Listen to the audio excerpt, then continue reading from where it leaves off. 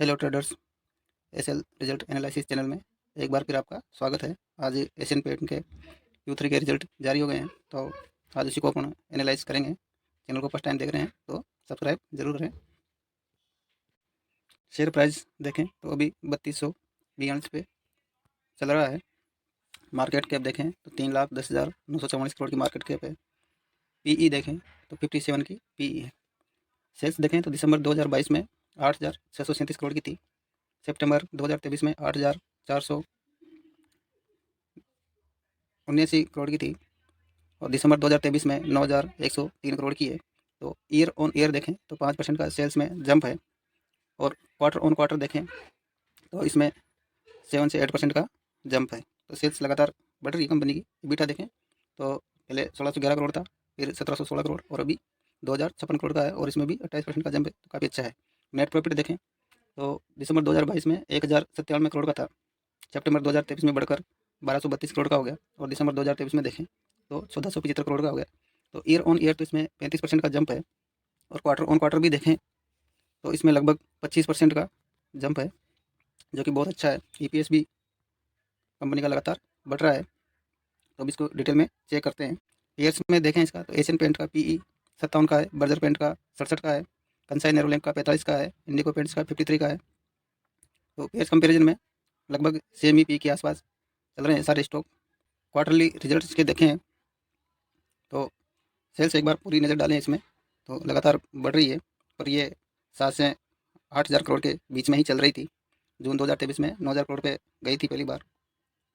तो इस बार देखें तो इसमें दिसंबर 2022 की 8,437 करोड़ थी, सितंबर की 8,479 करोड़ की थी और दिसंबर 2023 की पहली बार 9,000 करोड़ की सेकंड टाइम। पहले जून 2023 में भी 9,000 के ऊपर निकली थी और इस बार भी 9,103 करोड़ की सेल्स है। एक्सपेंस देखें तो दिसंबर 2022 में 7,025 करोड़ का एक्सपेंस था और दिसंबर 2023 में भी 7,047 करोड़ का एक्सपेंस है।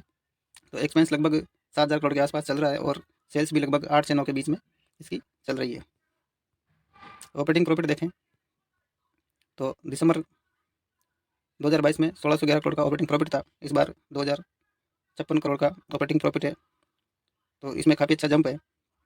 और ऑपरेटिंग प्रॉफिट मार्जिन देखें तो 19% का था, जहाँ से बढ़कर 23% का हो गया ईयर ऑन ईयर। तो अगर एक पूरा नज़र मारें अपन तो मार्जिन में लगातार बढ़ोतरी हो रही है परसेंटेज में, तो ये बहुत अच्छी बात है। पिछले क्वार्टर का देखें सितंबर का तो 20% का मार्जिन था, तो मार्जिन बढ़ा है तो प्रॉफिट कंपनी का बढ़ेगा। अदर इनकम में देखें तो 186 करोड़ की अदर इनकम है इस बार। इंटरेस्ट देखें तो 54 करोड़ का है। नेट प्रॉफिट देखें इसका तो दिसंबर 2022 में 1,097 करोड़ का था और इस बार 1,475 करोड़ का है और पिछले सितंबर 2023 में 1232 करोड़ का था। तो नेट प्रॉफिट में अच्छा जंप है। कंपनी लगातार प्रॉफिट कंपनी का धीरे धीरे बढ़ रहा है और पिछले 3-4 क्वार्टर से लगभग 1,200 से 1,500 के बीच में चल रहा है। तो इसका अगर ब्रेकआउट हो तो शेयर भी ब्रेकआउट दे। EPS में भी अच्छा जंप है, 15 के आसपास का EPS अभी चल रहा है। आगे देखें इसका प्रॉफिट एंड लॉस तो सेल्स कंपनी की लगातार बढ़ रही है और एक्सपेंस भी कंपनी के बढ़ रहे हैं, पर सेल्स के कंपेरिजन में कम है। और ऑपरेटिंग प्रॉफिट देखें, ये पूरे ईयर का डाटा दिखाता है, तो ऑपरेटिंग प्रॉफिट भी लगातार बढ़ता जा रहा है कंपनी का। और इस बार इस साल का अभी तक का जो दिखा रहा है वो 7,758 करोड़ का है।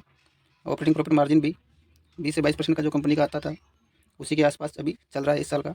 तो ये बहुत अच्छा है कि कंपनी वापस ट्रैक पे आ रही है। नेट प्रॉफिट भी देखें तो 1,800 करोड़, 2,098, 2,200, 2,700, 3,200, फिर यहाँ पर 41 और अभी का जो इस साल का जो चल रहा है वो 5,541 करोड़ का नेट प्रॉफिट इस साल का टोटल दर्ज हो सकता है इस साल में। EPS में भी बहुत अच्छा जंप है, तो EPS ब्रेकआउट के उस पर है लाइन पे, तो शेयर भी ब्रेकआउट देगा तो अच्छा जंप देगा। शेयर होल्डिंग पैटर्न देखें इसका। हाँ, तो दिसंबर का अपडेट हो गया है।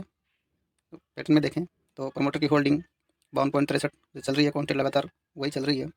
FI की होल्डिंग भी 18 से थोड़ी कम हुई, 17 पे आई और फिर 17.5, 17.65, 17.32, तो ठीक ठाक होल्डिंग है। FI लगातार उसमें बने हुए हैं। DI की होल्डिंग भी पहले 8.74 थी, फिर 9 अभी 10, अभी 10.52 पे DI ने इसमें माल कंटिन्यू उठाया है धीरे धीरे। गवर्नमेंट की होल्डिंग भी इसमें थोड़ी बढ़ती जा रही है। पहले 0.04% थी, फिर वहाँ से 0.05% हुई, 0.06% हुई। पब्लिक की देखें तो पब्लिक की होल्डिंग धीरे धीरे यहाँ से देखें तो 20.32% से धीरे धीरे थोड़ी थोड़ी कम हुई है। और अदर्स की देखें तो अदर्स की होल्डिंग भी 0.04% के आसपास है। तो शेयर होल्डिंग पैटर्न ठीक है, अच्छे बड़े बड़े लोग इसमें इन्वेस्ट करके बैठे हैं। और ये ट्रेडिंग का शेयर तो नहीं है, वैसे तो इन्वेस्टिंग का ही शेयर है। बहुत अच्छे रिटर्न दिए हैं शुरू से लेकर अभी तक तो, लेकिन पिछले 3 साल से एक ही जगह घूम रहा है, जो 3500 से 3000 के बीच में। चार्ट देखते हैं एक बार। चार्ट पर देखें तो ये ऊपर की रेंज 3600 के आसपास है और नीचे की रेंज 2750 से 2800 के पास है।